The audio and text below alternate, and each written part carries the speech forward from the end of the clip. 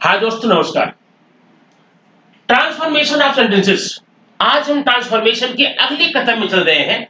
जैसा कि आप जानते हैं, कभी भी सेंटेंस को जब ट्रांसफॉर्म करते हैं, जब कन्वर्ट करते हैं, चेंज करते हैं, ध्यान ये रखना पड़ता है कि कभी भी सेंटेंस के मीनिंग में परिवर्तन नहीं आना चाहिए। सेंटेंस का स्ट्रक्चर चेंज होगा, कुछ वर्ड चेंज होंगे, कुछ रिमूव होंगे, कुछ ऐड होंगे, लेकिन उसकी जो रियल मीनिंग है, जो उसकी ओरिजिनल मीनिंग है, वो वैसे ही रहेगी जैसा कि चेंज करने के पहले थी। तो आज हम देखते हैं how to transform the sentence. Sentence को ट्रांसफॉर्म हम कैसे करें। अब तक आप लोगों ने असर्टिव से लेकर के एक्सक्लेमेटरी कैसे बनाए, ये वीडियो आपके पास पहुंच चुकी होगी, आप देख चुके होंगे। आज की बारी है, हम पढ़ने वाले हैं असर्टिव को एस्नोटाइप क्वेश्चन में कैसे बनाएं।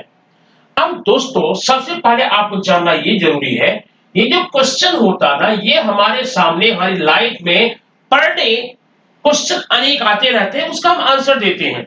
लेकिन क्वेश्चन पूछने का जो तरीका होता है वो दो प्रकार का है। एक क्वेश्चन ऐसा होता, सिंपल होता है, अगर आपसे कोई पूछे, आप सिंपली यस या नो करके आप आंसर दे सकते हैं। जैसे मैंने कहा, are you boy, are you a boy. तो अगर आप बॉय है तो बोलेंगे एस, अगर बॉय नहीं तो बोलेंगे नो। ठीक। अब इसका मतलब जो क्वेश्चन मैंने आपसे पूछा ना, वो था एस्नोटाइप क्वेश्चन। एस्नोटाइप क्यों था? क्योंकि सिंपली आपने उसका आंसर यस या नो में दे दिया। लेकिन कभी कभी हमारी लाइफ में कुछ क्वेश्चन ऐसे आते हैं, उसको हम यस या नो में आंसर नहीं दे सकते। उसके लिए आप डिटेल सेंटेंस बोलना पड़ता है। जैसे, When do you go to Mumbai? When do you go to Mumbai? आप मुंबई कब जाते हैं? आप इसका आंसर यस या नो में नहीं दे पाएंगे।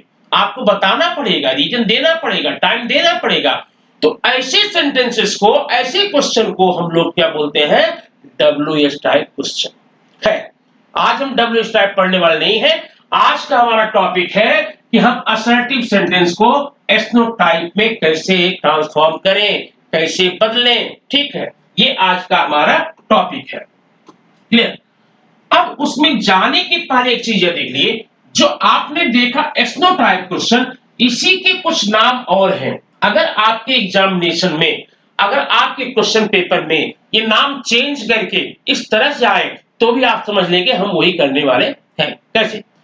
आपको बोला गया है, rewrite the sentence as yes no type question. आप सेंटेंस को एस्नोटाइप क्वेश्चन लिखें, तो आप बिल्कुल वैसे करेंगे जो आप पढ़ने जा रहे हैं। लेकिन लेकिन अगर आपको बोला जाए rewrite the sentence as interrogative sentence, आपको जो सेंटेंस असर्टिव दिया है उसे इंटरोगेटिव में लिखना है, तो भी आप वही काम करेंगे जो आपने एस्नोटाइप में पढ़ा होगा। Next, rewrite sentence as verbal question. आप सेंटेंस को वर्बल करके लिखो, तब भी आप वही काम करेंगे जो आपने एस्नोटाइप में पढ़ा होगा या पढ़ने जा रहे हैं। और अगर पूछता है rewrite sentence as rhetorical question, बार बार आता है एग्जाम में रिटोरिकल क्वेश्चन, तब भी आप वही करेंगे जो आपने एस्नोटाइप में किया है या करना है। ये आपको जानना इसलिए जरूरी है कि मान लीजिए आपको एस्नोटाइप क्वेश्चन बनाने तो आता है, लेकिन आपको रिटोरिकल क्वेश्चन पूछ दिया गया पेपर में, आपको छोड़ के आते हैं क्योंकि आपको लगता है कि हमने रिटोरिकल क्वेश्चन नहीं पढ़ा था, और रियलिटी आपने पढ़ा है, बस नाम का अंतर है, नाम ने आप नहीं जाना था। ठीक। जैसे अभी एग्जाम में, अभी जो एग्जाम इंग्लिश का हुआ, उसमें एक बच्चा एक क्वेश्चन छोड़ दिया। उसमें था, right the antonyms of the word given below. नीचे दिए गए शब्द का एंटोनिम्स लिखना है। अब एंटोनिम्स छोड़ दिया, क्यों? क्योंकि उसे पता नहीं था क्या होता है। अगर वहीं पे लिखा गया होता, right the word opposite, right opposite of, इस शब्द का अपोजिट लिखिए, तो पक्का लिख के आता। एंटोनिम्स लिखने के नाते वो छोड़ दिया, क्योंकि नाम उस जानकारी नहीं थी। तो इसलिए जानकारी आपके पास होनी जरूरी है। फिर चार नाम हो गए, yes no type question, interrogative question, verbal interrogative या वर्बल क्वेश्चन, रिटोरिकल क्वेश्चन। अगर सिर्फ आपको क्वेश्चन कहा जाए, write sentence in form of question, तब भी आप वही करेंगे।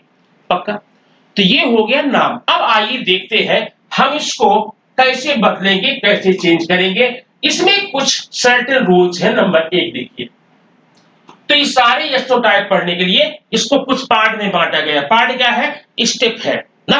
अब वो स्टेप आपको दिमाग में रखना है, ध्यान रखना है, ताकि आपको कन्वर्ट करने में, ट्रांसफॉर्म करने में कोई दिक्कत न हो। नियम नंबर 1 यहां पर लिखता हूं मैं, स्टेप नंबर 1। ठीक है, स्टेप नंबर 1 में क्या है आप ध्यान से देखेंगे। अगर आपके सेंटेंस में हेल्पिंग वर्ब है तो क्या करें। अब आप हेल्पिंग वर्ब जानते हैं, उसके बारे में आप बता रहे नहीं है, और अगर नहीं जानते हैं तो नीचे डिस्क्रिप्शन में पूरे हेल्पिंग वर्ब 24 होते हैं, उनकी लिस्ट दी गई है, आप वहां देख सकते हैं। ठीक, अगर आपके सेंटेंस में हेल्पिंग वर्ब है, जब देखते हैं क्या, दे उड़ाया, उड़ है, कैन है, आर है। देखिए यहां पर आपके 4 सेंटेंस हैं और चारों में आपको हेल्पिंग वर्ब दिखाई दे रहे हैं। या सोचिए, इसको कन्वर्ट करना, ट्रांसफॉर्म करना कितना आसान होता है, एक चुटकी भर का काम है। कैसे?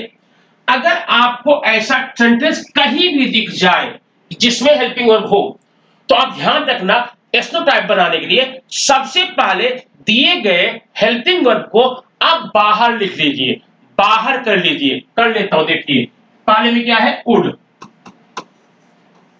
पहला काम हमारा ही है। अब इसके बाद याद रखना, कभी भी एस्नोटाइप क्वेश्चन बनाना हो, सेंटेंस कैसा भी हो, उसकी शुरुआत में हेल्पिंग वर्ब आना ही है। बिना हेल्पिंग वर्ब का हम लोग कभी भी कोई एस्नोटाइप क्वेश्चन बना नहीं सकते। ओके, अब आपने उड़ ले लिया, उड़ क्या हेल्पिंग वर्ब है, क्यों ले लिया, क्योंकि इसमें था, ले लिया। अब ध्यान ये देना है आपको, अगर आपका इस दिया गया सेंटेंस अफर्मेटिव है तो आंसर नेगेटिव में होगा, और सेंटेंस नेगेटिव में है आंसर अफर्मेटिव में होगा। मेरा कुल मिलाकर कहने का मतलब ये है, अगर इस सेंटेंस में नॉट नहीं होगा तो आपको जो हेल्पिंग वर्ब बाहर निकाले हैं ना, इसी के बाद में नॉट लिखना होगा, लगाना होगा, टेस्ट करना होगा। और अगर होगा हेल्पिंग वर्ब तो नहीं लगाना होगा। क्लियर? आपने क्या देखा, हेल्पिंग निकालिए बाहर, सेंटेंस में नॉट कहीं पर है क्या, नहीं है, मतलब ये अफर्मेटिव है, तो आप क्या करेंगे, यहां पर नॉट लगाएंगे, ये would not. Clear? Would not होने के बाद में अब कहना क्या आपको, बहुत सिंपल बात है, शुरू से आप शुरू कीजिए, स्टार्टिंग से शुरू कीजिए और पूरा लिख करके एक बढ़िया सा, प्यारा सा, छोटा सा, नन्हा सा क्वेश्चन मार्क लगा दीजिए। आपका यस तो टाइप क्वेश्चन हो गया रेडी। अब आपको लेट किस बात का, देर किस बात की है, अब आपको है मिलना नंबर बाकी है, जो कभी मिल जाएगा। देखिए, तो वुड नॉट, अब यहां से दे, ध्यान देना, वुड आपने क्यों लगाया, क्योंकि एस्ट्रोटाइप का नियम है, एस्ट्रोटाइप की शुरुआत में हेल्पिंग वर्ब चाहिए, और वुड आपने वुड ही क्यों लगाया, क्योंकि वुड इसमें था। अब नॉट क्यों लगाया, क्योंकि नहीं था। अब पूरा सेंटेंस, वुड नॉट दे, हो गया manage, would not they manage A grand, A grand, दिख रहा ना, ए ग्रैंड, मैं यहां लिखता हूं पार्टी, ए ग्रैंड पार्टी, क्वेश्चन मार्क, ये जो ग्रैंड है, हो गया, would not they manage A grand party, आपका क्वेश्चन हो गया तैयार। सेकंड देखेंगे, सेकंड में क्या है, हेल्पिंग वर्ब कैन है, कैन मैंने निकाल लिया यहां पर, कैन। नॉट लगाना क्या, लगाना क्या, सेंटेंस देखिए, बोलिए लगाना क्या, नहीं लगाना है। वेरी गुड, क्यों नहीं लगाना है, क्योंकि इसमें तो है, मतलब ये सेंटेंस नेगेटिव है, अब बनाना आपको अफर्मेटिव में है, तो आपने क्या किया, कैन ले लिया, नॉट नहीं लेंगे, ये देखिए छोड़ दिया। अब शुरू से, स्टार्टिंग से, यू कैन, यू कैन ले लिया बाहर, यू ले लिया, नॉट लगाना नहीं है। अब यहां से can you call him, can you call him, और बढ़िया सा क्वेश्चन मार्क। ओके, आपका सेकंड एग्जाम। अब थर्ड देखते हैं क्या है। थर्ड में है बॉयज आर प्लेइंग खो खो। अब बात बताइए, इसमें हेल्पिंग वर्ब है, वेरी गुड है, कहां है, आर। अब क्या करेंगे, आर को बाहर निकालेंगे, क्या होगा यहां पे, आर, आर। नॉट लगाएंगे, देखते हैं लगाएंगे, नहीं नहीं है ना, लगाएंगे, आर नॉट, आर नॉट, और नॉट हो गया, और नॉट स्टार्टिंग से, boys are not boys playing, are not boing boys playing kho kho, are not boys playing kho खो, क्वेश्चन मार्क। तो आपके 4 सेंटेंस में 3 का आंसर तो लिख दिया मैंने। अब चौथे के बारे में आपका क्या विचार है, अब आप बताइए। चौथा क्या है? गर्ल्स आर वॉचिंग टीवी, ये टीवी है, गर्ल्स आर वॉचिंग टीवी। अब इसका आंसर आपको लिखना है। कहां लिखना है? नोटबुक में नहीं, कमेंट बॉक्स, नीचे कमेंट बॉक्स में आप कमेंट करके आप भेज दीजिए और बता दीजिए कि आपको yes no type question confirm हो गया उस टॉपिक का जिसमें हेल्पिंग वर्ब होगा। क्लियर? तो ये बच्चों हो गया आपका स्टेप नंबर फर्स्ट। अब आइए देखते हैं हम सेकंड स्टेप में हमें क्या करना चाहिए। सेकंड स्टेप सामने है। अब आप फर्स्ट में क्या पढ़े थे? जिसमें हेल्पिंग वर्ब होगा, और आपको हेल्पिंग वर्ब मिला कहां से था? आपको हेल्पिंग वर्ब उसी सेंटेंस में से मिला था जिसका आप बना रहे थे। लेकिन कभी कभी ऐसा होगा ना कि आपके सेंटेंस में हेल्पिंग वर्ब होगा ही नहीं। अब बताओ, आपके सेंटेंस में हेल्पिंग वर्ब है ही नहीं है और आप यस नो टाइप बनाने जा रहे हैं। ये बात सच है कि बिना हेल्पिंग वर्ब का यस नो टाइप क्वेश्चन कभी भी बन नहीं सकता। आप बनाने का प्रयास भी मत करना, ठीक? अब इसमें हेल्पिंग वर्ब है नहीं, बड़ी सिंपल सी बात है। हम हेल्पिंग वर्ब इसमें पता करना होगा। क्या पता करना होगा? कैसे पता करेंगे? सिंपल बात है, जब कभी भी आपके सेंटेंस में हेल्पिंग वर्ब ना हो तो आपका ध्यान, आपका पूरा कंसंट्रेशन सेंटेंस में आए हुए वर्ब पर होना चाहिए। आइए देखते हैं। ये वर्ब है, यहां वर्ब है, यहां वर्ब है और यहां वर्ब है। अगर हेल्पिंग वर्ब नहीं है तो कंडीशन 2 हो सकती है। आपका जो वर्ब है ना वो या तो यस ईएस फॉर्म में होगा, माने वर्ब में यस या ईएस लगा होगा, ठीक?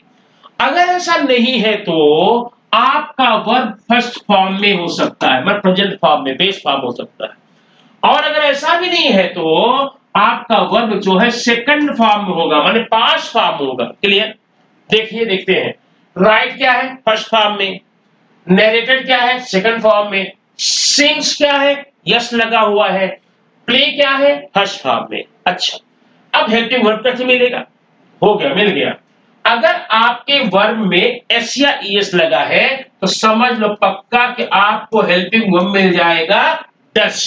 100% क्या मिलेगा? डज। और अगर आपका वर्ब फर्स्ट फॉर्म में है, प्रेजेंट फॉर्म में है, तो आपको मिलेगा डू। क्लियर? और अगर आपका वर्ब सेकंड फॉर्म में है तो हेल्पिंग वर्ब मिल जाएगा डिड। हो गया। अब आपको सारे सेंटेंस में हेल्पिंग वर्ब मिल गए। आइए इसका आंसर देख लेते हैं कैसे करेंगे। इसका आंसर करने के लिए देखिए, हाँ, अब वी राइट, ये वर्ब फर्स्ट फॉर्म है, यहां क्या मिलेगा? डज मिलेगा। आप क्या लगाएंगे पहले? Does.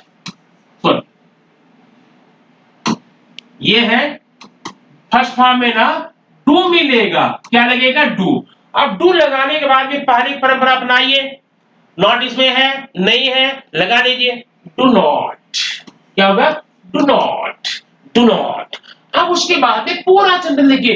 Do not be right the poem. हो गया, क्वेश्चन मार्क लगा दिया। क्लियर? अब दूसरी बात देखिए, यहां पर एक बात और ध्यान रखना। जब भी आप सेंटेंस की स्टार्टिंग में डू डज डिड लगाएंगे, अंदर जो वर्ब आया हुआ है उसको हमेशा आपको फर्स्ट में कर रखना पड़ेगा। अगर फर्स्ट ऑलरेडी है इट्स ओके, कोई बात नहीं। अगर वर्ब में यस या यस है तो उसे भी फर्स्ट बना देना। वर्ब सेकंड है तो उसे भी फर्स्ट बना देना। आइए देखते हैं। नैरेटेड वर्ब का सेकंड फॉर्म क्या मिलने वाला है? आपको मिलेगा यहां पर डिड। मिल गया। डिड क्यों लगाया? क्योंकि वर्ब सेकंड फॉर्म में है। नॉट लगाना पड़ेगा क्योंकि नहीं है यहां पे। डिड नॉट, अब यहां से did not they, did not दे। अब ध्यान देना बच्चों, यहां पे ये नरेटेड जो है ना वो सेकंड फॉर्म में है और आपको लिखना क्या है? क्या लिखना है? फर्स्ट करना है। Did not they narrate, did not they narrate क्या? A story. Did not they narrate a story, question mark. अब आते हैं थर्ड पे। Radha sings a song, Radha sings a song. आप वर्ब सिंग्स है, इसमें क्या लगा है? एस लगा है। और यस लगने में क्या आप बनाएंगे, डज बनाएंगे। ये देखिए थर्ड डज, डज हो गया, does not, does not Radha, does not Radha, does not Radha. अब सिंग्स है, अब आपको इसे फर्स्ट में बनाना, क्या करेंगे, sing, does not Radha sing first a song. तो ये दोस्तों आपका 3 सेंटेंस हो गया 4 में से। अब क्या करना है, क्या चाहिए, चौथा तो आप करना है ना। तो चौथे का आंसर कमेंट बॉक्स में, कमेंट ग्रुप में आप वेरी नाइस, वेरी गुड ये सब नहीं लिखना है, आपको सिर्फ आंसर लिखना है। Boys play kabaddi. आप इसमें वर्ब देखेंगे, वर्ब कौन सा फॉर्म में ये पहचानना है, और उस फॉर्म के आधार पे आपको कौन सा हेल्पिंग वर्ब लगाना वो देखना है। ओके, ये हो गया स्टेप नंबर 2 जहां पर हेल्पिंग वर्ब नहीं होगा। अब आइए देखते हैं स्टेप नंबर 3 क्या है, सामने आपके। स्टेप नंबर 3 देखिए, read the story, don't disturb me, go to market, don't go there, call the police, watch the movie. ये कैसे सेंटेंस है, आपने टाइप ऑफ सेंटेंस पढ़ा था, जिस किसी सेंटेंस की शुरुआत में वर्ब फर्स्ट फॉर्म में हो या डोंट हो, वो तो होता है इंपेरेटिव सेंटेंस। क्या होता है, इंपेरेटिव। क्या होता है, इंपेरेटिव। ओके, अब आपको यहां पर इंपेरेटिव मिला। अब ध्यान देना, टेंशन लेने की बात नहीं है, बहुत सिंपल ये होता है। आज के बाद से कभी भी आपको इंपेरेटिव सेंटेंस मिल जाए, प्लीज केयरफुली पहचानो उसे। कैसे पहचानोगे, इंपेरेटिव की शुरुआत में वर्ब फर्स्ट फॉर्म में रहेगा तो अफर्मेटिव इंपेरेटिव होगा, या फिर वर्ब के फर्स्ट फॉर्म के पहले डोंट लगा रहेगा, वो नेगेटिव हो जाएगा। कुछ भी हो, अफर्मेटिव हो या नेगेटिव हो, इसका यस नो टाइप बनाना एकदम, माने वो बच्चा जो एबीसीडी लिख नहीं पाता है उसको आप बता देंगे ना, तो इंपेरेटिव सेंटेंस का यस नो टाइप वो भी बना लेगा। कैसे, देखिए, कुछ भी नहीं करना, आपको लगाना है विल यू। क्या लगाना है, विल यू। जब कभी भी आपको सेंटेंस इंपेरेटिव में मिल जाए तो शुरू में क्या लगाएंगे, विल यू, उसके बाद पूरा सेंटेंस, एग्जैक्टली पूरा सेंटेंस, 100% पूरा सेंटेंस लिख करके आप क्वेश्चन मार्क लगा दीजिए। देखिए, विल यू, देखिए यहां पर, ठीक है ना, will you read the story, did you read, will you read the story, हो गया आपका यस नो टाइप क्वेश्चन। किसका, इंपेरेटिव का। लेकिन भैया मेरे, अगर डोंट रहेगा तो क्या करेंगे, तब भी वही करेंगे जो आपने अफर्मेटिव में किया था। क्या करेंगे, विल यू, क्या करेंगे, विल यू। अब इस डोंट को क्या करना, छोड़ देना। क्या करेंगे, छोड़ देना। अब बाकी पूरा सेंटेंस लिख लेना, will you disturb me, will you disturb me, question mark. हो गया, आपने देख लिया। कभी भी इंपेरेटिव सेंटेंस का यस नो टाइप बनाने के लिए आप सेंटेंस की शुरुआत, क्वेश्चन की शुरुआत विल यू से करेंगे, बाकी पूरा सेंटेंस लिख करके आपको संभाल लगा देंगे। बस ध्यान ये रखना, अगर अफर्मेटिव इंपेरेटिव है तो आप विल यू लगाएंगे, नेगेटिव है तो विल यू लगाएंगे, डोंट को छोड़ देंगे। जो आपको वर्ड डोंट आएगा यहां पर डोंट आए छोड़ देंगे। तो अब भैया आपका हो गया इंपेरेटिव सेंटेंस का 2 आंसर आपने देख लिया। इसमें ऐसा कोई टेक्निकल पॉइंट नहीं है, कोई प्रॉब्लमेटिक नहीं है। अब नियम तो ये बनता है, 2 मैंने बता दिया और आप समझ में आ गया, आप थर्ड फोर्थ फिफ्थ इसका आंसर क्या करेंगे, नोटबुक में नहीं, इसका आंसर कमेंट बॉक्स में लिखकर भेज दीजिए। ठीक, और हम भी देख लें आप कितना पढ़ लिए हैं। ओके, तो ये हो गया आपका स्टेप नंबर 3। अब आइए देखते हैं यस नो टाइप का स्टेप नंबर 4 क्या है। स्टेप नंबर 4 में आपका है, आता है, ये देखिए 4 यहां पर है, 5 यहां पर है। अगर आपके सेंटेंस की शुरुआत लेट से होती है तो क्या करेंगे दोस्तों, लेट एक वर्ब है, तीनों फॉर्म एक जैसे होते हैं उसके, लेट लेट लेट। तो जब लेट एक वर्ब है, लेट एक वर्ब है तो क्या करना चाहिए, तो इंपेरेटिव हो गया ना। क्या हो गया, इंपेरेटिव हो गया। और जैसे ही इंपेरेटिव हो गया, इंपेरेटिव नियम आपको याद है ना, विल यू लगाते थे। इसका मतलब जब किसी सेंटेंस के शुरुआत में लेट होगा आप क्या करेंगे, विल यू लगाएंगे, सॉरी, यहां पर विल यू लगाएंगे और बाकी पूरा सेंटेंस बिना किसी चेंज के, बिना कुछ छोड़े, बिना कुछ जोड़े, ना कुछ छोड़ना है ना कुछ जोड़ना है, विल यू लगा के पूरा लिख डालिए। क्या होगा? Will you let him go, will you let him go there. Question mark लगाना मत भूलिए। तो ये तो हो गया, अब आप इसको बना लीजिए। अब आता है पॉइंट नंबर 5। पॉइंट नंबर 5 में क्या देखना है, आप देखिए यहां लेटेस्ट है, क्या है? लेटेस्ट दोनों में। अब लेट्स पढ़ना या लेट अस अलग अलग पढ़ना, ऐसा भी हो सकता है, लेट और अस। अगर कंट्रैक्टेड फॉर्म करेंगे तो क्या होगा? लेट्स, ऐसा। दोनों की मीनिंग सेम है, दोनों में क्या करते आप ध्यान देना। लेट्स का सेंटेंस अगर कभी भी आपको दिखाई दे, आप दो वर्ड याद कर लीजिए। एक है सॉल्वी, क्या है? सॉल्व वी, और एक है शुड वी।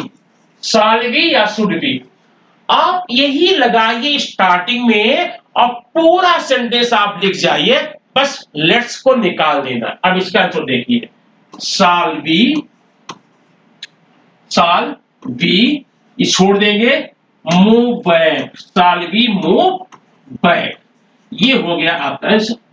आप सालवी की जगह पर शुड बी भी यूज कर सकते हैं, सालवी या शुड बी, ठीक।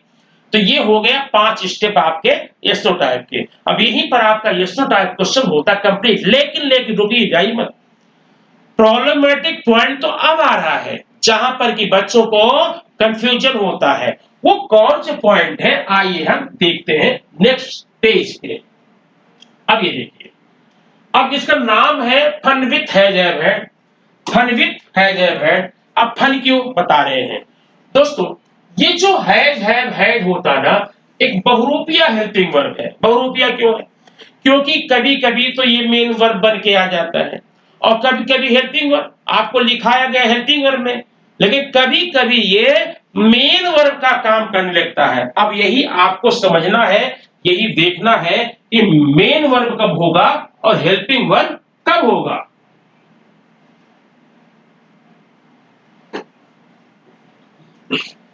देखिए, has have had helping verb की भूमिका में तब होगा जब जिस सेंटेंस में ये है वहां मेन वर्ब भी है। जिस सेंटेंस, एग्जाम्पल देखिए, ये एग्जाम्पल यहां पर है, ये है बॉयज, मैं लिख देता हूं, boys have visited a car. यहां हैव आया है और उसके बगल में विजिटेड आया हुआ है। विजिटेड आपका मेन वर्ब है, ये देखिए विजिटेड। तो जब ये मेन वर्ब है तो आप ये जो हैव है ना, वो हेल्प कर रहा है, हेल्पिंग वर्ब है, ठीक। जब ऐसा सेंटेंस, ऐसी आप कंडीशन हो, तो आप वही नियम लगाएंगे जो सबसे पहले पढ़े थे। हेल्पिंग वर्ब बाहर निकालेंगे, नॉट नहीं है तो लगाएंगे, है तो हटाएंगे, बाकी पूरा सेंटेंस लेकर क्वेश्चन मार्क लगाएंगे, ठीक है। लेकिन अब यहाँ 3 एग्जाम्पल देखिए, यहां पर हैव है, यहां पर हैज है, यहां पर हैड है। ध्यान से देखना, बॉयज हैव ए कार, इसमें कोई भी मेन वर्ब दिखाई नहीं दे रहा होगा हैव के अलावा। नेहा हैज ए पेन, यहां पे मेन वर्ब नहीं दिखाई दे रहा हैज के अलावा। काव्या हैड न्यू कार, यहां पे मेन वर्ब नहीं दिखा रहा है हैज के अलावा। अगर ऐसी कंडीशन हो तो आप हैज हैव हैड को मेन वर्ब मानिए, हेल्पिंग वर्ब नहीं। अगर सेंटेंस में मेन वर्ब नहीं है तो हैज हैव हैड को आप मेन वर्ब मानेंगे। अब क्या करेंगे, हैज के लिए आपको हेल्पिंग वर्ब मिल जाएगा डज, और हैव के लिए हेल्पिंग वर्ब मिल जाएगा डू, ठीक। और हैड के लिए हेल्पिंग वर्ब मिल जाएगा डिड। कन्फर्म। इतना स्टार्टिंग में करने के बाद, ये बाहर लेने के बाद, जो अंदर हैज हैव हैड है उसको हर हाल में आपको फर्स्ट फॉर्म बनाना होगा। और हैज हैव हैड में फर्स्ट फॉर्म क्या होता है? हैव होता है। आइए आंसर देखते हैं। ये आंसर यहां देखिए, बॉयज हैव ए कार, यहां पर हैव है, ये मेन वर्ब के रोल में है यहां पर ना, हेल्पिंग नहीं। क्या मिलेगा यहां पर हैव के लिए? क्या लिखे? डू, डू नॉट, हो गया। डू आपने क्यों लगाया? क्योंकि हैव जो है ना, हेल्पिंग वर्ब नहीं भैया, यहां पर मेन वर्ब का फर्स्ट फॉर्म है, हैव नॉट, डू नॉट। अब यहां से do not boys, do not boys. अब हैव है मेन वर्ब ना, इसका फर्स्ट फॉर्म लेंगे, क्या लेंगे? Have. Do not boys have a car. अब क्वेश्चन मार्क हो गया। क्लियर? सेकंड देखते हैं, हैज है ना, हैज मेन वर्ब है यहां पे, हैज के लिए क्या लगाएंगे? हेल्पिंग वर्ब डज लगाएंगे। देखिए डज, नॉट लगेगा does not, Neha does not Neha. अब हैज का फर्स्ट फॉर्म क्या होगा? Have. Does not Neha have a pen? Question mark. ठीक। अब देखिए यहां पर हैड है, अब हैड में हैड क्या है? As a second form. Had के लिए क्या लगेगा? डिड। डिड बाद क्या लगाएंगे? Not. Did not Kavya, did not Kavya. अब ये हैड को फर्स्ट फॉर्म में क्या हो जाएगा? Have. Did not Kavya have a new car. ये जरा टिपिकल पॉइंट आपका हैड हैव हैड संबंधित है, इसका विशेष ध्यान रखना। और सिर्फ यही नहीं, आगे चलकर जितने भी ग्रामर होंगे वो हैज हैव हैड इन्हीं भूमिकाओं में आपको हमेशा मिलता रहेगा। तो इसकी आप भूमिका क्या, रोल क्या है, इसका क्या रोल यहाँ प्ले करता है, उसको जानना जरूरी है। चलिए नेक्स्ट पॉइंट देखते हैं, आए क्या है। नेक्स्ट पॉइंट आप सामने यहां पर है। अब यहां पर भी जैसे आपने हैज हैव हैड देखा ना, वैसे जरा यहां पर ध्यान देना, रुको एक मिनट। उसी प्रकार से यहां पर आपको डज, डू और डिड भी वही काम करता है। वही मतलब डू डज डिड भी हेल्पिंग वर्ब का भी काम करता है, मेन वर्ब का भी करता है। कैसे पहचान, इसे वहां पहचाने थे। अगर डू डज डिड वाले में मेन वर्ब है, एक्स्ट्रा मेन वर्ब है, तब तो डू डज डिड को आप हेल्पिंग वर्ब मानेंगे और जो पहला नियम लिख कर आए वो कर लेंगे। और डू डज डिड वाले सेंटेंस में मेन वर्ब नहीं है तो आप डू डज डिड को वर्ब मानेंगे। कैसे मानेंगे? डज को यस या यस फॉर्म में, डू को फर्स्ट फॉर्म में, डिड को सेकंड फॉर्म में। एग्जांपल देखिए, Krishna, Krishna does not play here. अब यहां पर डज आया हुआ दोस्तों, लेकिन डज के साथ देखेंगे प्ले भी आया है। अब प्ले क्या है? मेन वर्ब है। और जब प्ले मेन वर्ब प्ले हो रहा है तो आप डज को हेल्पिंग वर्ब मानेंगे। और यहां पर हेल्पिंग वर्ब मानकर आंसर लिखें, क्या करोगा? इसका यहां मैं लिख देता हूं, हेल्पिंग वर्ब निकाल लिया डज, नॉट है यहां पर नहीं लगाएंगे not, does Krishna, does Krishna play here, does Krishna play here? Question mark. Clear? अच्छा, अब जरा इन तीनों में देखिए, तीनों में क्या है। अगर डज रहेगा तो आपको हेल्पिंग वर्ब डज मिलेगा, ध्यान रखना। डू में डू मिलेगा और डिड में डिड मिलेगा। लेकिन जब आप अंदर जाएंगे ना तो डू डज डिड तीनों ही कंडीशन में आप फर्स्ट में करेंगे। डज होगा तो भी डू, डू होगा तो भी डू, डिड होगा तो भी डिड। वर्ब है ना। अभी देखिए, बॉयज डू वेरी हार्ड। अब ये डू जो है हेल्पिंग वर्ब नहीं है, आपका मेन वर्ब है। Do did done first form में है, तो फर्स्ट फॉर्म में क्या आपको मिलने वाला है? Do not boys, do not boys do very hard, do not boys do very hard? Question mark. अब डज देखना, डज क्या है? यस या यस? क्या मिलेगा? Does, does not Radha, does not Radha. अब ये डज आ गया ना। आपने डज क्यों लिया? क्योंकि यस ये फॉर्म था। जब आप यहां आ जाएंगे तो डज को फर्स्ट फॉर्म लगाएंगे, हो जाएगा do. Does not Radha do her work, her work? Question mark. अब तीसरा देखेंगे, Neha did a great job. ये जॉब है, Neha did a great job. Did क्या है? ये हेल्पिंग वर्ब नहीं है, ये है वर्ब का सेकंड फॉर्म। सेकंड में क्या मिलने वाला है? डिड मिलेगा। नॉट लगाओगे? हाँ लगाएंगे। क्यों लगाओगे? क्योंकि नहीं है ना। Did not Neha, did not Neha. अब नेहा में क्या हो जाएगा? डिड का first form do, did not Neha do a great job. ये आपका एस्नो टाइप क्वेश्चन टॉपिक पूरी तरह से फिनिश हुआ है। वीडियो कैसा लगा आप कमेंट बॉक्स में बताना न भूलें, बेफिक्र होकर के लाइक या डिसलाइक जो भी चाहें जैसा करें, सब्सक्राइब करें। अब आपकी मर्जी है तो कर लीजिए, आप मेरी हेल्प हो जाएगी, या न करें, लेकिन वीडियो पूरा देखें और इसे शेयर जरूर कीजिए, क्योंकि यह आपके परिवार में, आपके अगल-बगल में जो बच्चे 5वीं से लेकर आज कक्षा में पढ़ रहे हैं, उनके लिए बहुत ही इम्पोर्टेंट ये टॉपिक ग्रामर होता है। ठीक? Thank you very much for watching this video.